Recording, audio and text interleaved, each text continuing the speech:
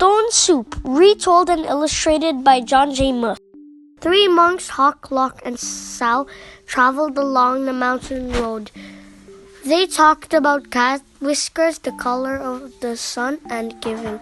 "What makes one happy, Sal?" asked Hawk, the youngest monk. Old Sal, who was the wisest, said, "Let's find out." The sound of a bell brought their gaze to the rooftops of a village below. They could not see from so high above that the village had been through many hard times. Famine, floods, and war had made the villagers weary and untrusting of strangers. They had even become suspicious of their neighbors. The villagers worked hard, but only for themselves. There was a farmer, there was a tea merchant, there was a scholar, there was a seamstress, there was a doctor, a carpenter, and many others. But they had little to do with one another. When the monks reached the foot of the mountain, the villagers disappeared into their houses. No one came to the gates to greet them. When the people saw them, the entire village closed their windows tight. The monks knocked on the door of the first house. There was no answer. Then the house went dark. They knocked on the second door and the same thing happened. It happened again and again from one house to the next. "These people do not know happiness," they all agreed. "But today," said Sal, his face as bright as the moon, "we will show them how to make stone soup." They gathered twigs and branches and made a fire. They placed a small tin pot on top and filled it with water from the village well.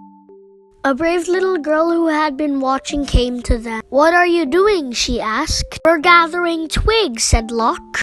"We're making a fire," said Hawk. "We are making stone soup. We need 3 round smooth stones," said Sal. The little girl helped them look around in the courtyard until they found just the right one. Then they put them in the water to cook. "These stones will make excellent soup," said Sal. "This very small pot won't make much, I'm afraid." "My mother has a bigger pot," said the girl. The little girl ran home. As she started to take a pot, her mother asked what she was doing. "The 3 strangers are making soup from stones," she said. "They need our biggest pot." Said the girl's mother. "Stones are easy to come by. I'd like to learn how to do that." The monks poked the coals.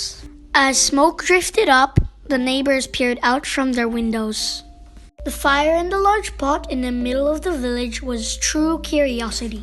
One by one, the people of the village came out to see just what the stone soup was. "Of course! Old-style stone soup should be well seasoned with salt and pepper," said Hawk. "That is true," said Lock, as he stirred the giant pot filled with water and stones, "but we have none." "I have some salt and pepper," said the scholar with his eyes big with curiosity. He disappeared and came back with salt and pepper and even a few other spices. Sal took a taste. The last time we had soup stones of this size and color, carrots made the broth very sweet. "Carrots?" said a woman from the back. "I may have a few carrots, but just a few." And off she ran. She returned with as many carrots as she could carry and dropped them into the pot. "Do you think it would be better with onions?" asked Hawk. "Oh yes, maybe an onion would taste good," said a farmer, and he hurried off. He returned in a moment with 5 big onions, and he dropped them into the bubbling soup. "Now that's a fine soup," he said. The villagers all nodded their heads as the smell was very agreeable. "But if only we had some mushrooms," said Sal, rubbing his chin. Several villagers licked their lips.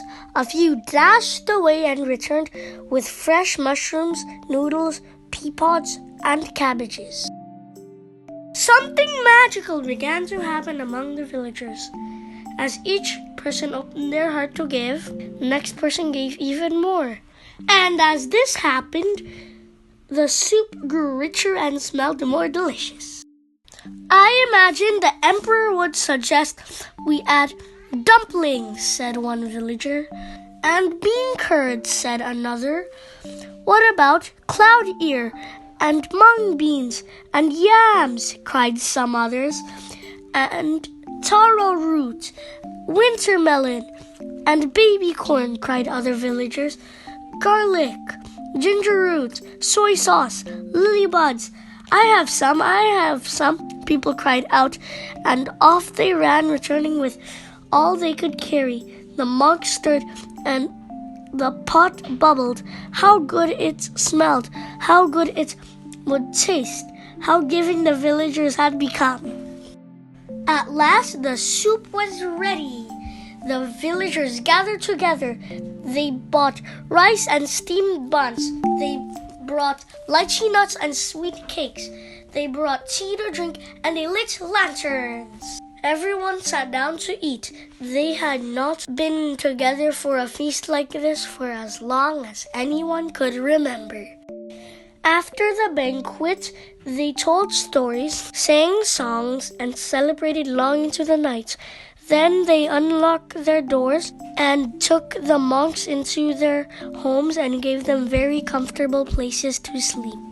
In the gentle spring morning, everyone gathered together near the willows to say farewell.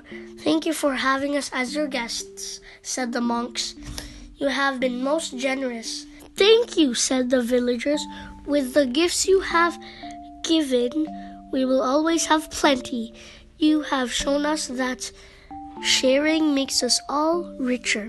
And to think, said the monks, to be happy is as simple as making stone soup. I hope you enjoyed the video.